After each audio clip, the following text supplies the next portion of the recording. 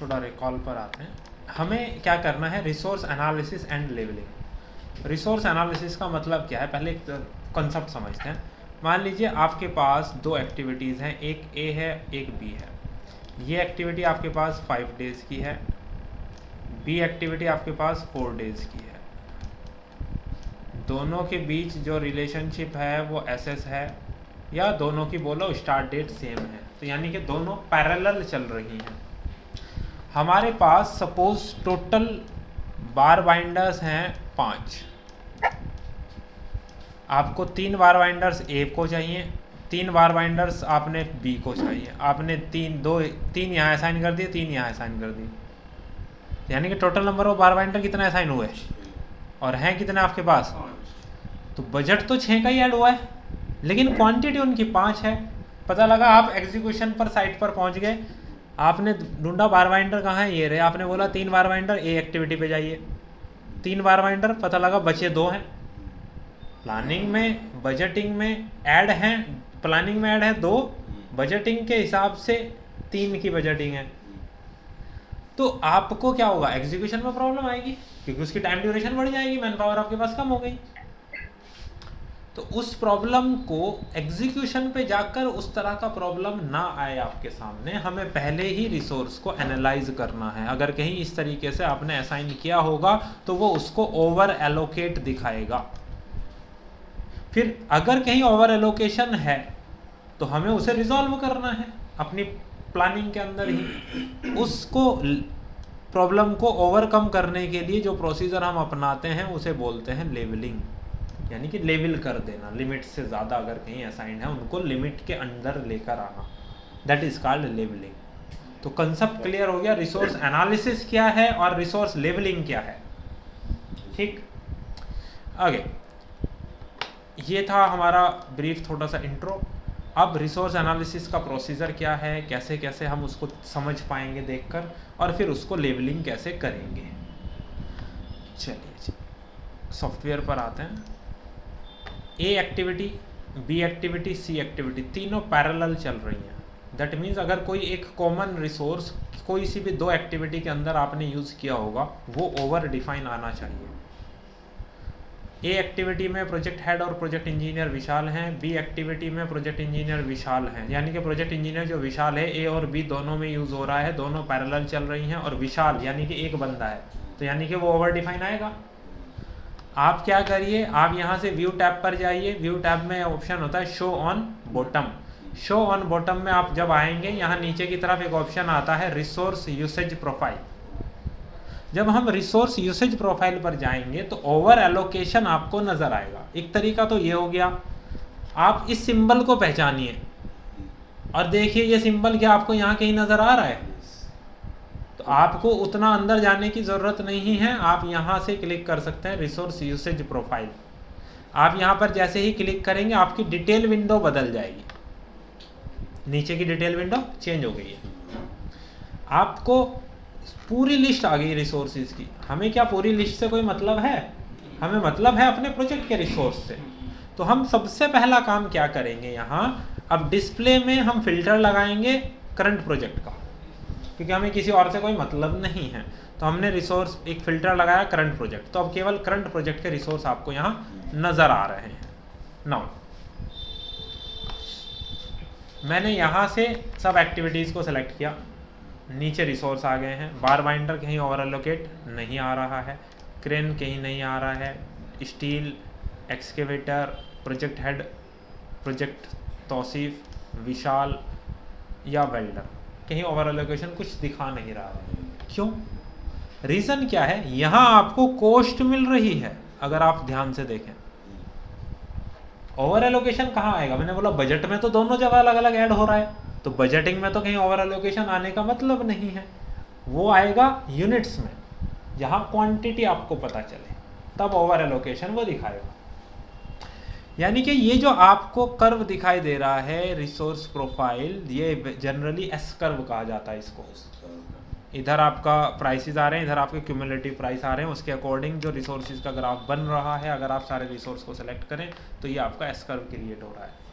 खैर अब वो बाद में आएगा डिटेल में। अभी राइट क्लिक करूँगा मैं यहाँ, और यहाँ एक ऑप्शन आता है resource usage profile option.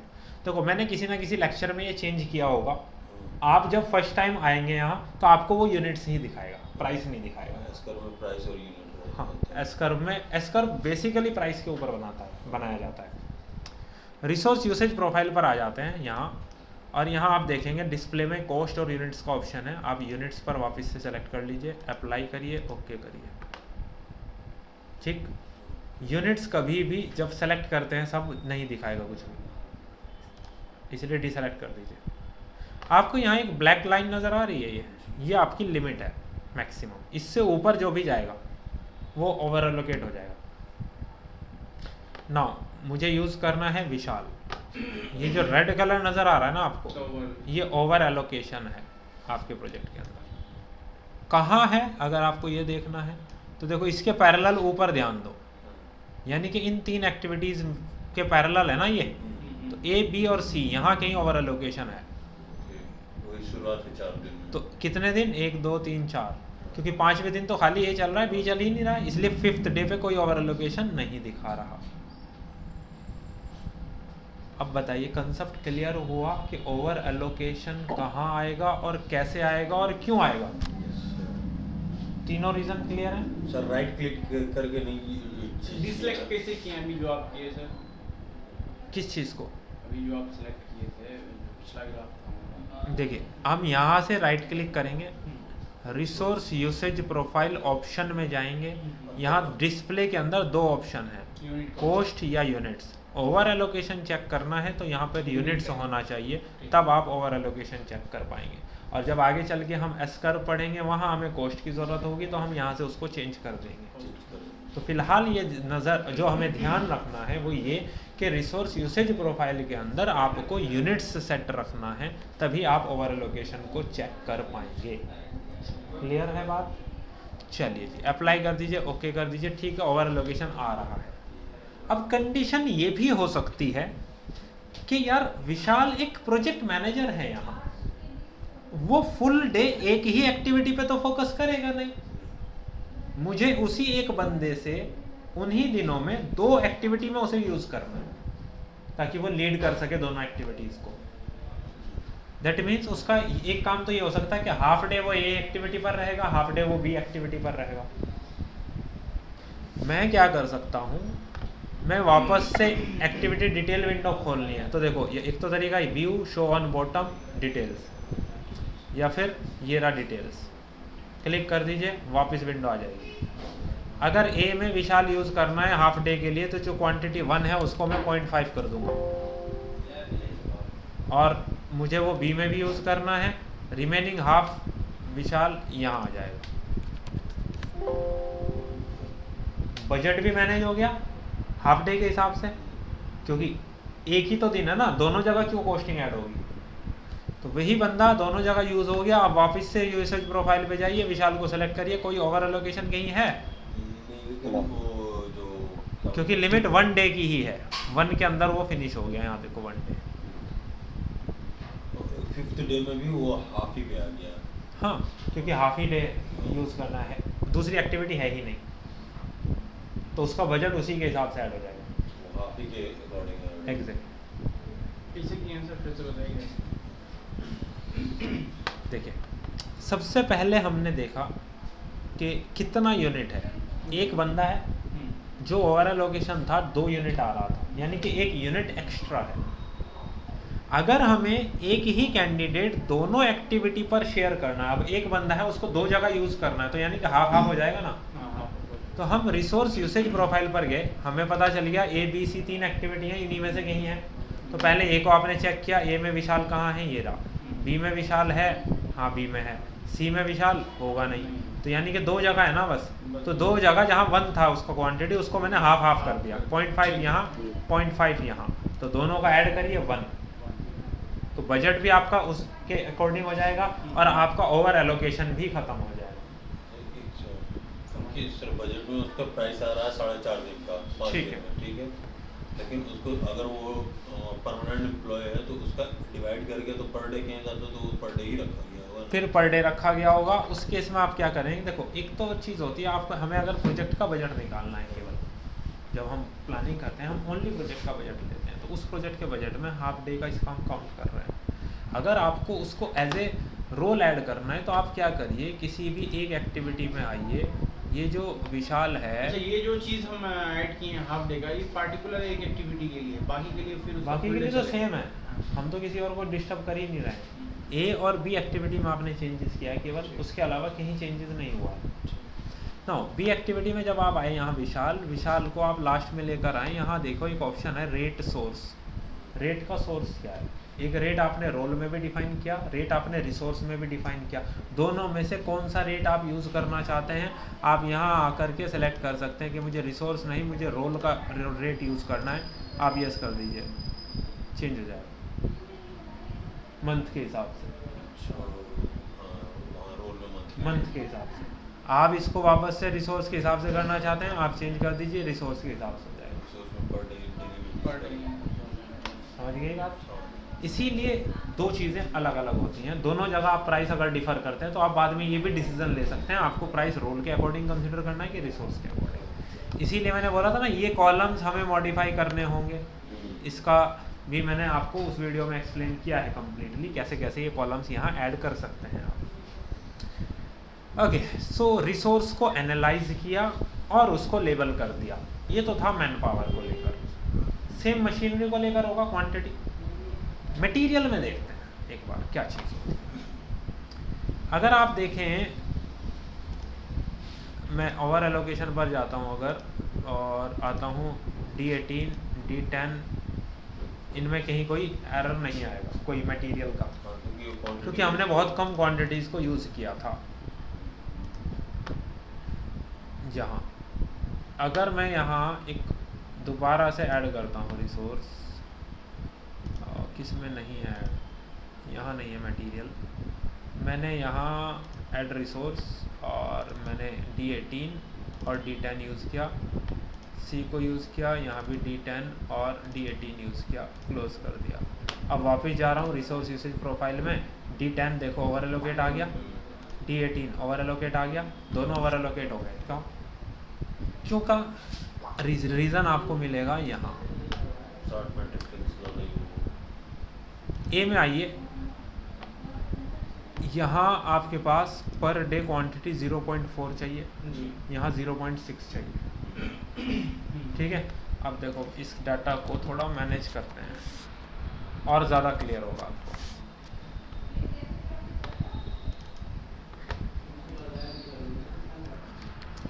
Activity D कौन सा है, 8 और 10, 10 और 18, D10 and D18। Activity A, activity B, activity C. A के अंदर कितना है, 0.4 0.6 0.4 0.6। अब बी की बात करते हैं, बी को सेलेक्ट करिए।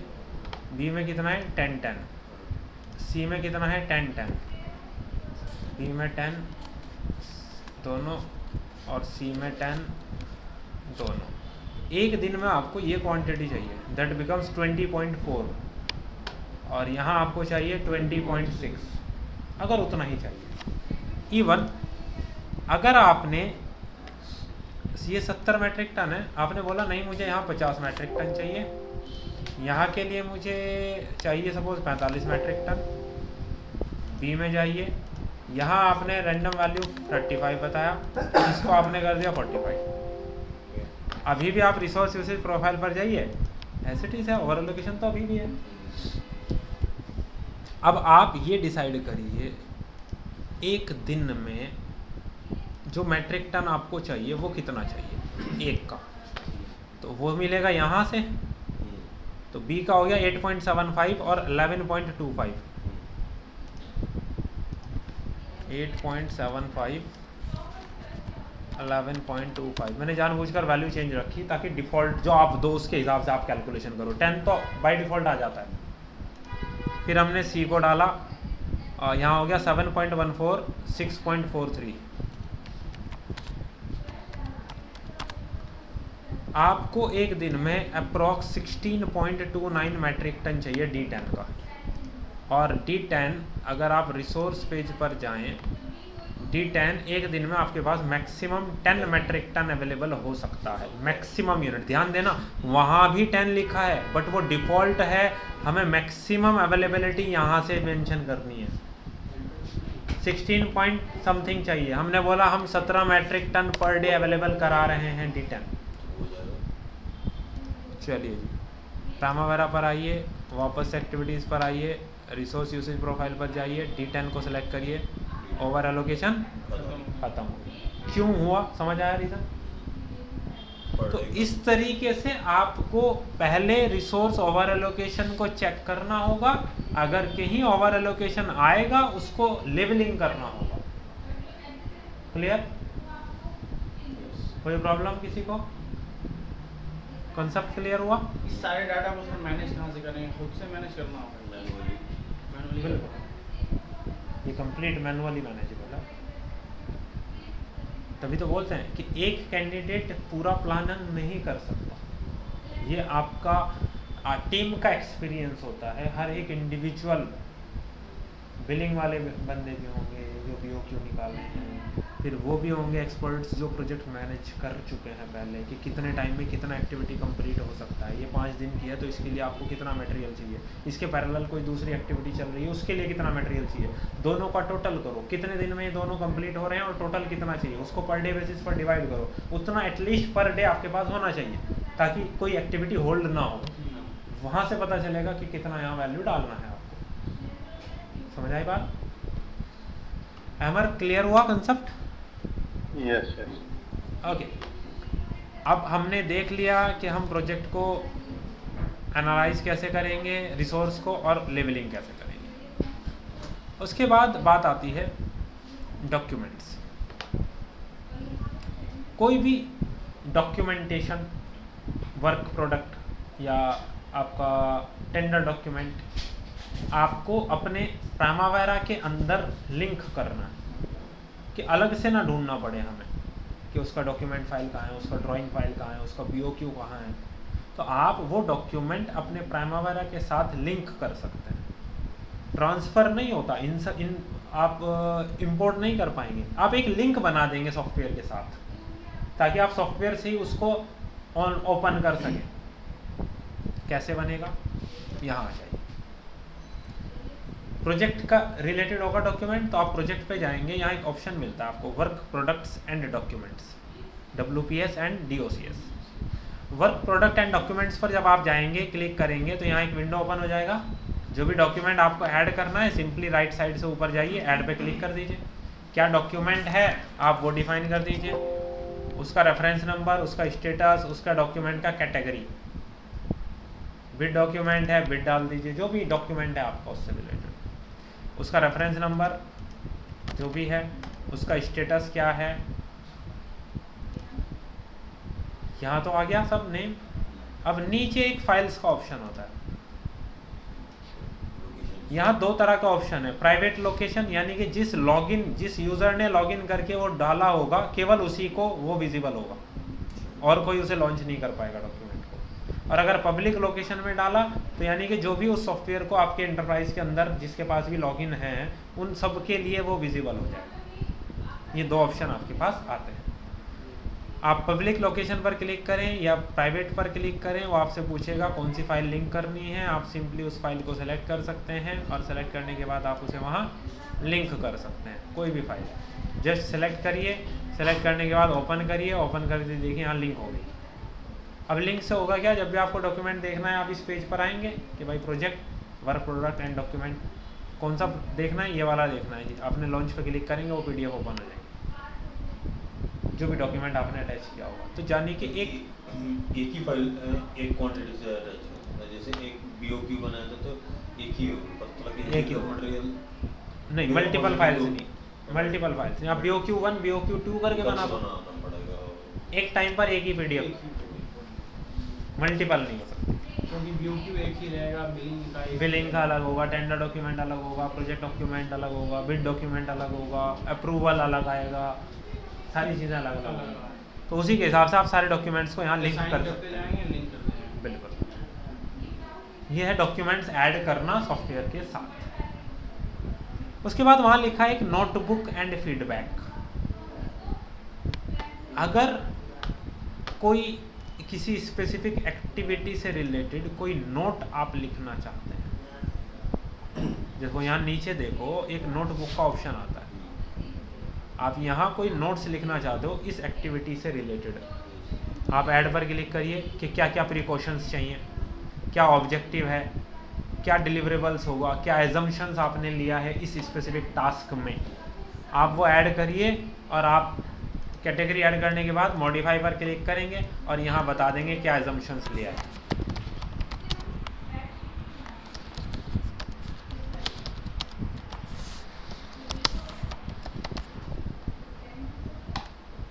मटेरियल हमारा पाउडर कोटेड होना चाहिए तभी आपको यूज़ करना है, या आपका एजम्पशन है या आपकी रिक्वायरमेंट है उस एक्टिविटी की। तो कैटेगरी यहाँ से बताइए और उससे रिलेटेड डाटा यहाँ बताइए। अगर कोई कैटेगरी यहाँ अवेलेबल नहीं है जो आपको यूज़ करनी है तो आप एडमिन में एडमिन कैटेगरीज पर जाइए, यहाँ नोटबुक टॉपिक है, यहाँ आकर के वो टॉपिक ऐड कर दीजिए। न्यू टॉपिक मैंने ऐड कर दिया। अब अगर मैं यहाँ जाता हूँ ऐड करने के लिए तो देखो न्यू टॉपिक मैंने एक और ऐड कर दिया है। इस टॉपिक से रिलेटेड अगर मैं कुछ लिखना चाहता हूँ तो मैं वो भी लिख सकता हूँ। तो इस तरह टॉपिक वाइज अगर कुछ डाटा आप वहाँ मेंशन करना चाहते हो रिलेटेड टू स्पेसिफिक टास्क, आप वो मेंशन यहाँ कर सकते हैं। एक और ऑप्शन है वहाँ फीडबैक। फीडबैक अभी किसी काम का नहीं है, जब हम प्रोजेक्ट अपडेट करना सीखेंगे उस वक्त डिस्कस करेंगे कि फीडबैक का क्या कंसेप्ट होता है। ठीक है, वो बेसिकली सर्वर बेस्ड रन होता है, इंडिविजुअल सिस्टम के लिए किसी काम का नहीं है। जब आप एंटरप्राइज में जाएंगे तो अब जनरली क्या होता है, वेब वर्जन यूज़ होते हैं। प्रोजेक्ट मैनेजर प्रोजेक्ट हेड अपना लैपटॉप अपना पैड लेकर डायरेक्टली साइट पर जाते हैं, वहीं से इनपुट लिया, वहीं के वहीं उसको लाइव अपडेट कर दिया तुरंत, वो डायरेक्ट सर्वर पर अपडेट हो जाता है। अब यहाँ वापस आएंगे अगर, तो ये कंसेप्ट था हमारा, इसमें से फीडबैक हमने छोड़ा है जो हम बाद में बात करेंगे। यहाँ हमने क्या किया, हमारा प्लानिंग कंप्लीट हो गया है। अब मैंने आपको स्टार्टिंग बोला था प्लानिंग कंप्लीट होने का मतलब आपको पता चल गया आपके प्रोजेक्ट का शेड्यूल यानी कि टेन्योर कितना है, आपको पता चल गया आपके प्रोजेक्ट का बजट कितना है। अगर ये दोनों पता चल गए हैं और अप्रूवल इनका हो जाता है क्लाइंट की साइड से, यानी कि अब आपको इसका एग्जीक्यूशन करना है। जब एग्जीक्यूशन होगा, एग्जीक्यूशन की प्रोग्रेस को ट्रैक करने के लिए हमें अपने इसको प्रोजेक्ट की परफॉर्मेंस को ट्रैक करना होगा वीकली बेसिस पर, डेली बेसिस पर, मंथली बेसिस पर। तो उसको अपडेट करने के लिए साइट से जो हम डाटा लेंगे वो डाटा के अकॉर्डिंग हम यहाँ प्लानिंग डाटा को अपडेट करेंगे। अगर यही डाटा बदल गया तो हम कंपैरिजन किसी के साथ कर नहीं सकते, इसलिए अब हम प्लानिंग डाटा को पहले एज ए बेसलाइन सेव करेंगे। वो बेसलाइन प्रोजेक्ट को असाइन करेंगे, उसके बाद प्रोजेक्ट अपडेट करना स्टार्ट होगा। तो बेसलाइन कंप्लीट होते ही हमारा एग्जीक्यूशन स्टार्ट हो सकता है, जहाँ पे हम प्रोजेक्ट की प्रोग्रेस अपडेट करना स्टार्ट कर सकते हैं। तो अब मेन बात ये आती है कैसे बेसलाइन क्रिएट होगी। ये सबसे आसान चीज़ है, इम्पोर्टेंस बहुत ज़्यादा है लेकिन चीज़ बहुत आसान है। कहाँ की बेसलाइन बननी है, प्रोजेक्ट की। आप जाइए प्राइमावेरा पर, प्रोजेक्ट पर जाकर क्लिक करिए। प्रोजेक्ट पर जाकर क्लिक करते ही यहाँ एक ऑप्शन आता है मेंटेन बेसलाइन, क्योंकि पहले तो क्रिएट करनी है ना, असाइन तो बाद में होगी। तो मेंटेन बेसलाइन पर क्लिक कर दीजिए। यहाँ एक ऑप्शन आ जाएगा कि ये प्रोजेक्ट है, इसकी बेसलाइन ऐड करनी है। ऐड पर क्लिक करिए, save a copy of current project as a new baseline. Currently हमारे प्रोजेक्ट में पूरा शेड्यूलिंग का डाटा है, प्लानिंग का, उसी को हमें बेसलाइन बनाना है। आप ओके कर दीजिए, ये एक बेसलाइन बन गई आपकी डाटा की। उनको बोल दो भाई अभी होल्ड पे आए या बाहर आ जाए कुछ देर के लिए। यहाँ पे क्या हुआ, आपका एक बेसलाइन क्रिएट हो गया। अब ये बेसलाइन क्रिएट कर दिया, दैट्स ऑल, आप इसे क्लोज कर दीजिए। बेसलाइन क्रिएट हो गया, असाइन नहीं हुआ प्रोजेक्ट को। अगेन प्रोजेक्ट के ऑप्शन में जाइए, यहीं पर एक ऑप्शन आता है असाइन बेसलाइन, क्लिक करिए। प्रोजेक्ट बेसलाइन में वो बेसलाइन आपको नज़र आ जाएगी। ये बेसलाइन असाइन कहाँ होगी, प्राइमरी पर असाइन कर दीजिए। जैसे ही आप ओके करेंगे वो बेसलाइन आपके प्रोजेक्ट पर अब असाइन हो गई, लेकिन देखने में विजिबिलिटी में आपको कहीं कोई फ़र्क नहीं मिला, क्योंकि बेसलाइन असाइन हो गई है बट उसकी विजिबिलिटी ऑफ है। आप गैंट चार्ट पर आएंगे, राइट क्लिक करेंगे, बार्स का एक ऑप्शन आता है, देखिए प्राइमरी बेसलाइन का जो डिस्प्ले है वो ऑफ पड़ा है, आप उसे इनेबल करिए। इनेबल करने के बाद देखो यहाँ से आप उसकी थिकनेस सेट कर सकते हो। यहाँ ध्यान देना प्रीव्यू पर येलो कलर का ये जो बार आ रहा है ये थिक चाहिए ऐसा, तो वहाँ से डिसाइड कर सकते हो। स्टैंडर्ड कलर येलो ही होता है बेसलाइन का, इसलिए मैं कोशिश करना कि डिफ़ॉल्ट्स पर ही रखो, चेंज मत करो। अप्लाई करो, ओके करो, आगे आपकी बेसलाइन। मैंने क्या बोला था, अगर प्रोजेक्ट अपडेट होगा बेसलाइन अपडेट नहीं होगा। मान लीजिए मैं कर्सर यहाँ लेकर आ रहा हूँ और मैंने बोला ई बाद में ख़त्म हुआ है, तो देखो ई लेट हो रहा है, बेसलाइन नहीं हिला अपनी जगह से, फिक्स है। इसका मतलब अगर मैं प्रोजेक्ट को अपडेट करूँगा उसका मेरे बेसलाइन डाटा पे कोई फ़र्क नहीं आएगा, तभी तो मैं कंपैरिजन कर पाऊँगा। ये वेरिफिकेशन के लिए था केवल, फिलहाल मैंने अनडू कर दिया। अगर आपको कभी ऐसा लगे आप कोई एक्टिविटी पकड़कर ऐसे ड्रैग कर रहे हो और येलो भी साथ साथ जा रहा है, इसका मतलब बेसलाइन हो सकता है बनाई हो आपने, असाइन नहीं की होगी, या हो सकता है बनी ही ना हो, क्योंकि जब हम डिस्प्ले ऑन कर देते हैं किसी भी प्रोजेक्ट को आप स्टार्ट करोगे येलो टैब भी दिखेगा आपको साथ साथ, क्योंकि उसी का मिरर दिख रहा है बस उस वक्त, लेकिन वो बेसलाइन तो नहीं बना। तब तक बेसलाइन नहीं बनेगा जब तक ये डाटा ऑटोमेटिकली चेंज होता रहेगा। जैसे फॉर एग्जांपल अगर मैं वापस जा रहा हूँ असाइन बेसलाइन में और इसको मैं करंट प्रोजेक्ट पर ही डाल दूँ वापस से, तो देखो येलो टैब तो अभी भी है, लेकिन अगर अब मैं ए को चेंज करूँगा तो बी उसके साथ साथ बदल गया, यानी कि सॉरी ये येलो टैब उसके साथ साथ बदल गया। दैट मीन्स ये बेसलाइन नहीं है।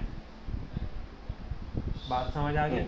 तो कभी भी येलो कलर दिखे इसका मतलब ये नहीं होगा कि वही बेसलाइन है, आपको क्रॉस चेक करना पड़ेगा। प्रोजेक्ट में जाइए, असाइन बेसलाइन में जाइए, यहाँ करंट प्रोजेक्ट है, दैट मीन्स ये बेसलाइन नहीं है।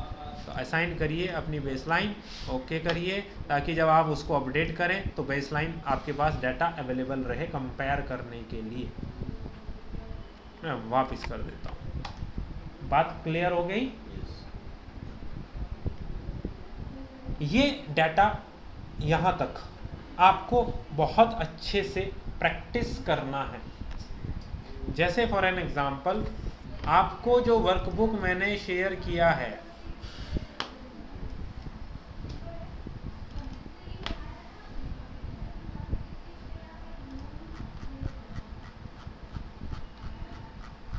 ये 6 प्रोजेक्ट थे शेड्यूलिंग के लिए, उसके बाद कंस्ट्रेंट्स एंड कोड्स के लिए थे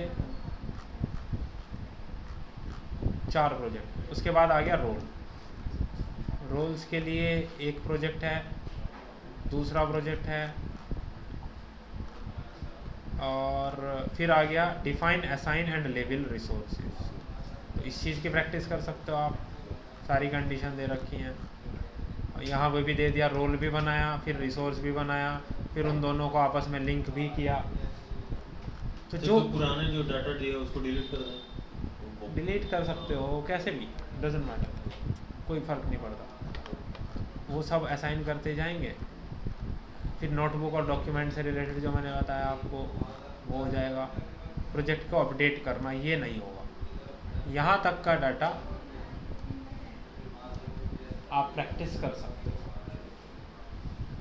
ये हमें स्टार्ट करना है प्रोजेक्ट अपडेशन नेक्स्ट सेशन में, ठीक है। अब सेम मैं आपको ये वीडियो भी शेयर कर देता हूँ।